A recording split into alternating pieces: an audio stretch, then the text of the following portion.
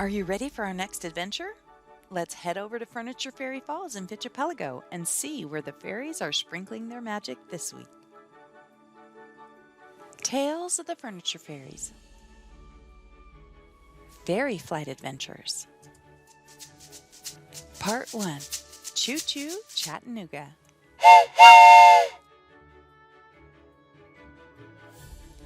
Carry each other's burdens, and so you will fulfill the law of Christ. Galatians 6:2. Chapter 1. Fix It Fitch. In our last episode, need help in Chattanooga, and it included location coordinates. The fairies told Bloom to go, and they would stay there to keep things moving in Fitchapelago. So with a wink and a nod and a wish-wash-whoosh, Bloom boarded the habit train and used her fairy wishes to make it fly to the coordinates painted on the door. The train landed in a vast area in the woods where Bloom saw a large tree with a fairy house at the base of it. Wondering if the door came from the person who lives there, she knocked on the door and said, "Hello, anyone home? I'm Bloom. I got your message at HQ." "Bloom!" squealed an adorable fairy in bright red as she flew out of her tiny home. "I'm Ruby. I'm so happy you got my message. There's someone new in town that really needs your help. I overheard him on his stroll through the woods that he has so many repairs as a new homeowner, and he sounded so discouraged. Do you think we can help him?" Ruby pleaded. "That's so thoughtful of you, Ruby. Of course we can help him," Bloom exclaimed. "Do you know where he lives?" "I do. I can show you," Ruby answered excitedly. "Excellent," said Bloom. But as she was about to board the train, she realized something. Do you think he has enough parking space?" Bloom asked. The two looked at each other and laughed. "Maybe we can walk and I can give you a short tour of the woods," Ruby suggested. "Sounds great," Bloom replied, heading towards the trail.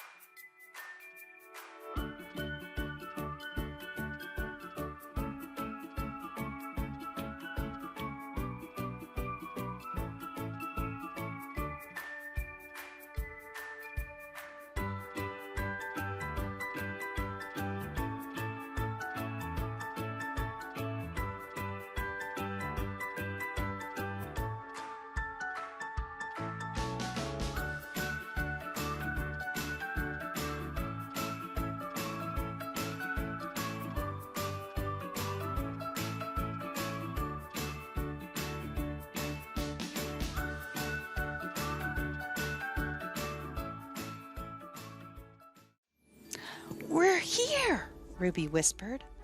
"Maybe we can sneak in to fix some things while he's still up there in his office." "Great idea, Ruby. Let's start with that rickety chair on the porch first," Bloom said as she pointed, and the two of them headed up the porch stairs. Bloom took out her pouch of fairy wishes, and a toolkit magically appeared to help them with the repairs. "Now we're ready," Bloom said. "Let's start fixing."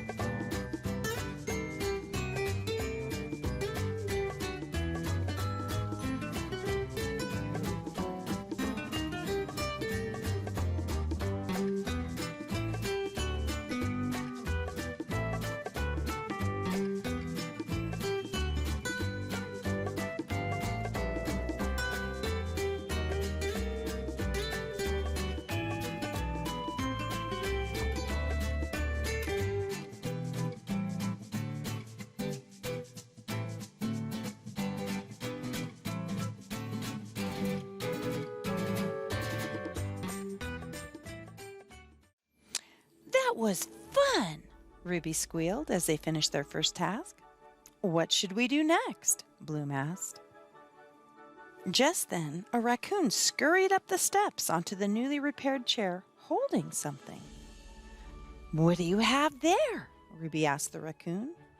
Fitch List, she read aloud.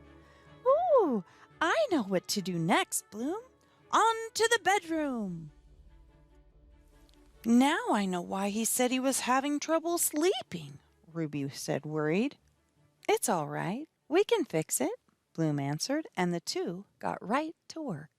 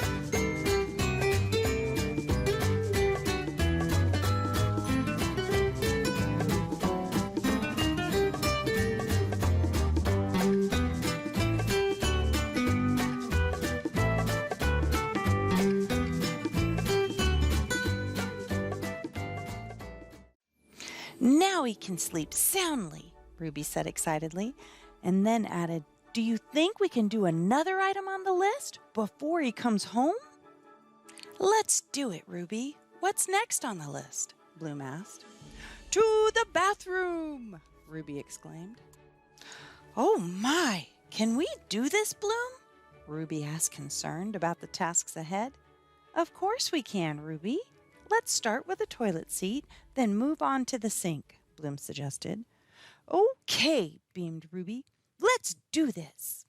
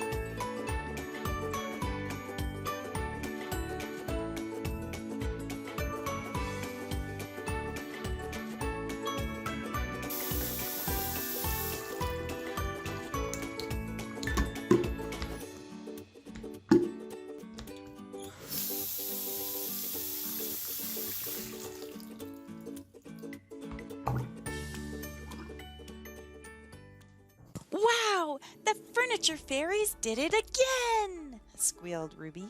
They were so involved in their work, they didn't see the homeowner come in. Are you the Furniture Fairies? He asked, surprised. I've heard about you, but I wasn't sure if the tales were true. Yes, we are, Ruby apologized. I heard you on your walk through the woods talking about the challenges with your new home, and we really wanted to help, she explained. No, don't be sorry, he said. I'm really thankful for the help. I noticed the chair on the porch was fixed when I came down from the office for lunch. I planned to start repairs today, but I lost my fix-it list. Ooh, we know where your list is, Ruby cooed. "The sweet raccoon outside gave it to us earlier, and we've been checking off items one at a time. Next up is the frame around the mirror. Would you like to help us fix it?" Bloom asked. That sounds awesome. The homeowner replied. By the way, my name is Zach Fitch. It's a pleasure to meet you. "You're just in time," Bloom said. "For the next item on the list, we need to bring out the big guns. It's time for power tools," Bloom said, making everyone laugh. So again, sprinkling her fairy wishes, a brand new box of tools appeared in front of them. "Let's open it!" Ruby cried excitedly. "You got it," Bloom answered. So they dove in, unboxed the new tools, and proceeded to work on the It Fitch List.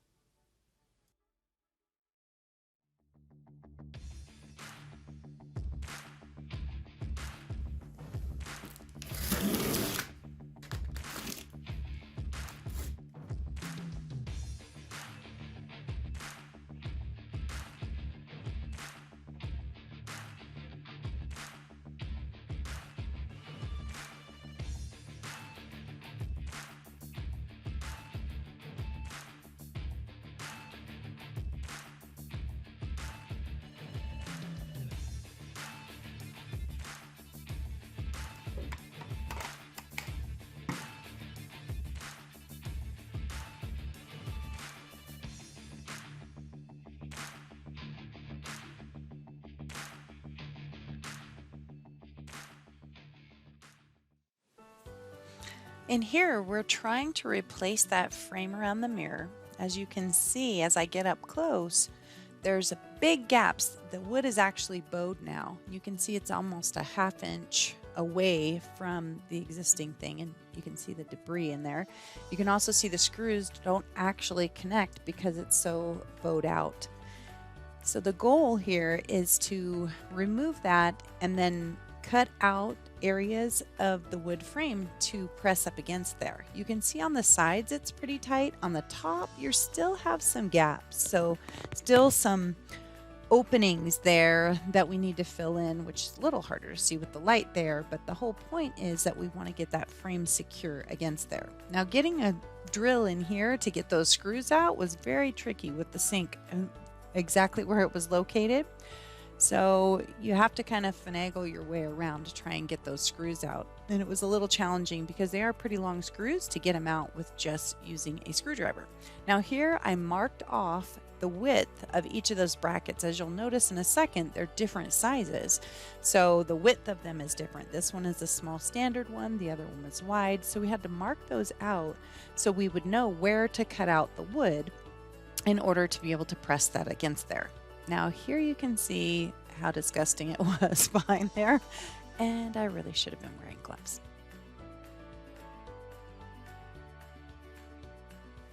Now after we take the wood down, it's important that we actually get the dimensions of the area that we want to cut out, including the depth. You saw that we're trying to make sure that those brackets are not pushing the wood out, the wood frame out, so it's important we cut in there. Now that right there is the depth that we're identifying, and that's each one is a little bit different based on the fact that those clips were different. So we want to mark it on the front. We also want to mark on the side, so again that we don't protrude past the area that we're trying to do. It's a little trickier too here trying to do a mirror because you have to make sure that the screws are not going through the glass because it will break it. So as we you make our marks here, making sure that our depth is correct, we're going to be using an oscillating tool and a chisel in order to get that material removed from there. And you'll see here that I've identified that there's going to be a reflection from the mirror in the area that we're trying to cut out. So in the second part of the video, I go into a little bit more detail of what this is and how you would keep that reflection from happening if you were doing this for yourself. This is the part where I am using the chisel to create some score lines so I can keep the oscillating tool where it needs to be as I'm trying to cut out that material. This is also the part where I realized that we lost some footage, and so guess what? I did a reenactment for you. Unfortunately, we lost the video for the next portion of this, so I'm going to show you how to use the oscillating tool. I'm going to put it together and simulate what we did in the video for the frame, the mirror of the frame of the mirror. So first of all, this is the oscillating tool. And before I put the battery in, I'm going to show you there's two different blades. You have a wood blade, you have a wood and metal blade. This came with the kit. If you're worried that your wood happens to have some nails or something in it, or if you're using something that you might come in contact with metal, the wood and metal blade is a good idea. We're just going to be doing a piece of wood. Now this is not pine, but it is still fairly soft like pine, so this replica should be very similar to what transpired. So we're going to pull the latch back, and this is very tight. The spring is very tight. That's what keeps it in, keeps the blade in. But whoops, sorry, wrong way. So that's what keeps the blade in. You can hear it pop into place. And now we are ready to go. Now before I do that, and before I stick the battery in, there are also some other attachments. One of the other ones that we use in this series happens to be the sanding pad for a small area you'll see in your next episode. So again, pulling this back, sliding the sanding pad on, and you can see that it's very tight in place, but wanted to give you that, have that option for you as well, so you could see that piece. So now let's put the blade in. Make sure it's tight. You can see that it's straight. You can see that you're using the wood blade. You also have some indicating markers before you use it too much and they go away. That'll show you the depth of what you're doing. Now this is a simulated piece of wood. I drew the lines on it, and then I also drew the side. The depth of this was simply to get around the clips that were holding the mirror in. Now again, this one isn't exactly to scale, and the question mark that I had put there originally on the other one was because when you slide this up against the mirror, when it's like this, you can see that reflection. If you had that empty spot again in the right place and cut below where it was, then you wouldn't see that reflection at the top of the mirror. Now I ended up, because I had already done all of the measurements and the cuts, we did this way. But again, if you were doing it for yourself, I would recommend that you line it up and plan it so you can leave a solid piece at the top, so when you do, the reflection that's off on the top is simply a straight piece of wood. So let's get started. In the first video, or in the actual video, I scored the lines here with a chisel. You want to create some depth here, so when you're putting the blade inside those tracks, that it doesn't jump around. You want to make sure, you want to give it a place to rest. So in this case, I'm going to just use a blade and score out the pieces that I want, or where I want the lines to go. And remember, it didn't have to be an exact science, and I don't think that one was as wide as this because it's for the clip, but this is for demonstration purposes. Again, anytime you use an oscillating tool, if you give yourself a track to run on, it gives you a lot better cut, it's crisp. Oops, that one obviously you can see is wrong. It's a crisp cut versus a jiggly cut, which in some circumstances doesn't really matter, but it does matter if it's bouncing around on you and you lose control of it. So that's the point. And in this one, like I said, I took the chisel and I just kind of tapped it out, but I don't have my chisels here, so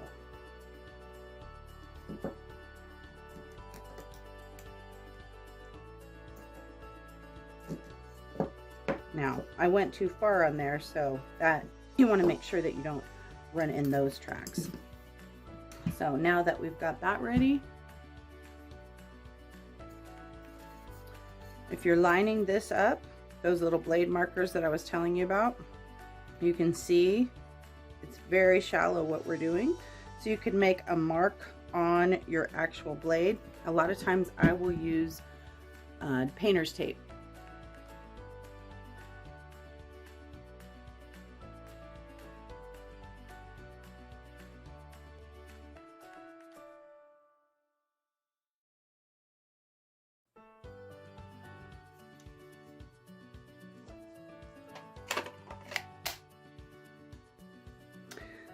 When you check the battery, this one only has one. I do recommend a full charge when you're using an oscillating tool because it uses a lot of power. We're going to give it a try and see if it works. Otherwise, I will go grab another battery.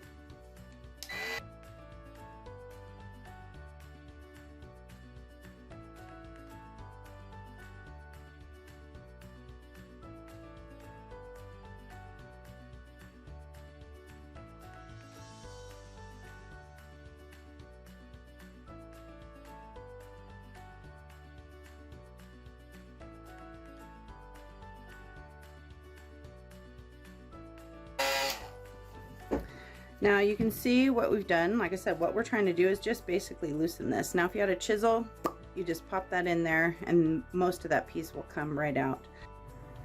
Okay, so I don't have a chisel, but it may work. Let's see what happens if we use a screwdriver and a mallet. This could go wrong. Now normally you'd also have these clamped, but I'm just trying to get this video done quickly.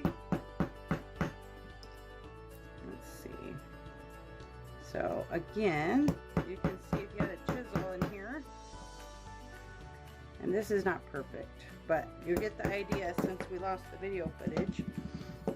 And if you had a chisel, literally you'd just push it in here and take this material out. Like, you know, that's what we would do. But since I don't have one here, well, this is what you do if you don't have a chisel.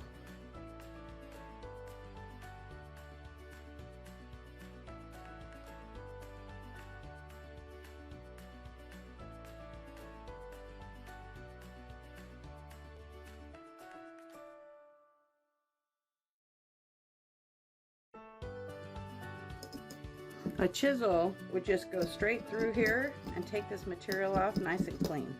This is a screwdriver, and it's not designed for this, but again, you get the idea. There's lots of stuff you can do on the fly if you don't have a certain tool or you need something different. So again, this is not the perfect situation, but there's lots of different ways to achieve the result that you want. And you know, this is a sample.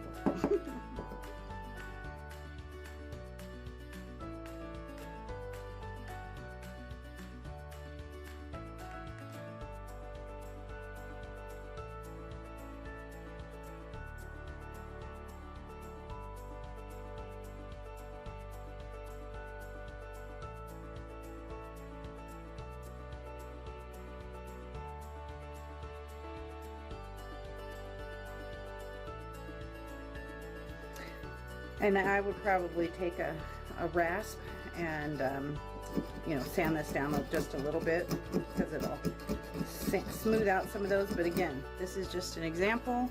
Then you would take this and stick it up against the mirror or stick it up against this way where you'd have the solid piece. So hopefully that answers your questions.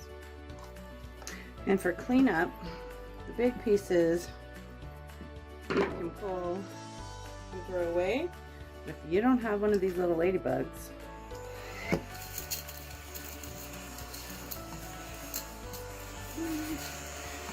there's some in my Amazon store, the ladybug version and another version, but isn't that nice? Wow, everything looks great, Zach said. Ruby fluttered excitedly and said, "Let me check the next item on the list. The other bathroom door." Her voice trailed off as she flew down the hall. Wait! Zach shouted. The door stick! But it was too late, because the next thing they heard was a cry from Ruby. The door stuck! So with a wink and a nod and a wish-wash whoosh, tune into the next episode to find out what new tales the fairies have to tell. Follow us for more adventures on our social channels at Furniture Fairy HQ, and help support the You Are Enough Global Initiative by checking out our Amazon store in the link below. Until next time, remember, you are enough just the way you are.